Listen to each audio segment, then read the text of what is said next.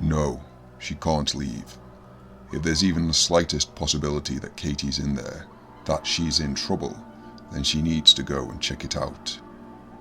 Jamie swallows thickly, doing her best to fight down the fear she can feel coiling up in the pit of her stomach.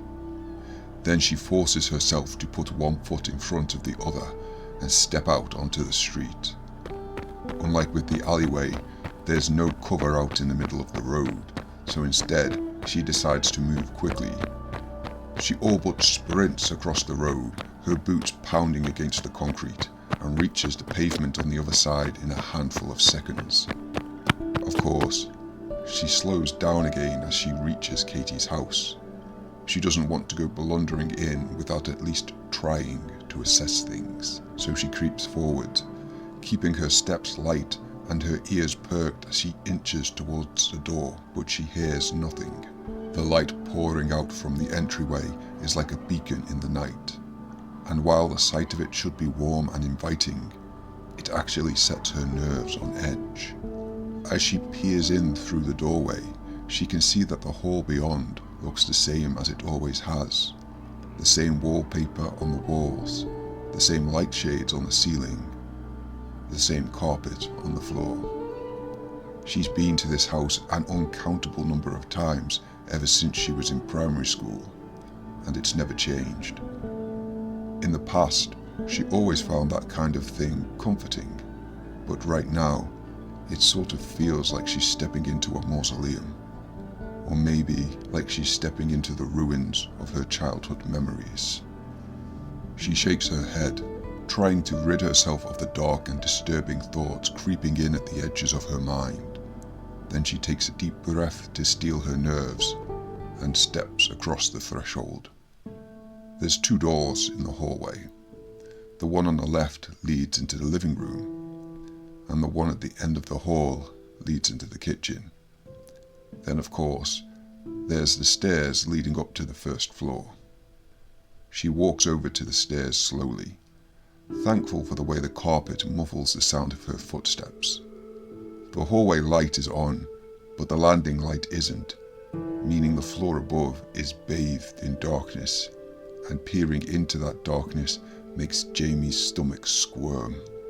The blonde licks her lips nervously, wondering if she should try and call out to anyone who may still be in the house, or whether that would be a bad idea.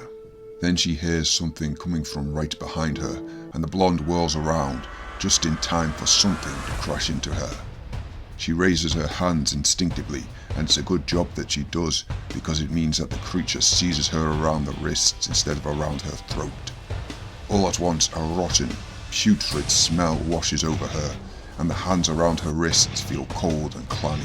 Panic rises inside of her, and for a moment it overwhelms all conscious thought. It's by instinct alone that she fights back against her assailant, as something within her rises above the panic and urges her to fight back. She struggles with all of her might, every muscle in her body tensing, her biceps straining and her thigh muscles flexing. At some point, she manages to bring up her foot and slams it against her assailant's chest. In that moment, she manages to break free, but standing on one foot means she quickly loses her balance. The blonde squeals and feels a brief moment of vertigo as she falls backwards. She lands on top of the nearby stairs. Unfortunately, she takes most of the impact on her arse, although the shock does run up her spine. However, she doesn't focus on the pain for long, as something else catches her attention. The figure lying on the ground is clearly one of the undead. Its skin is ashen and stretched across its bones like old leather, and its movements are strangely coordinated, but not in a way a human would move. She watches as the creature lifts itself from the ground, twisting its body around in a way that would be painful for a normal person, and as it does, she gets a look at its face. Her breath catches in her throat, and a fresh wave of dread washes over her. It's Mr. Richards, Katie's father.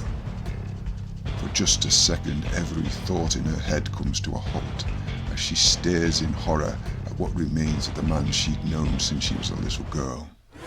She opens her mouth to speak, but nothing comes out. Despair having stolen her words. Everything suddenly feels so surreal, like she's in a bad dream, just waiting to wake up. Then the moment passes, and the blonde snaps back to reality. Something within her pushes through the heartbreak and despair, urging her to get up and get out of here. The problem is the position she's in. She's sitting on the bottom of the staircase, and Mr. Richards is between her and the open doorway. She could try heading into the kitchen and seeing if she could get out through the back door, or she could head upstairs. She does remember Katie sometimes used to sneak out of the house through her bedroom window.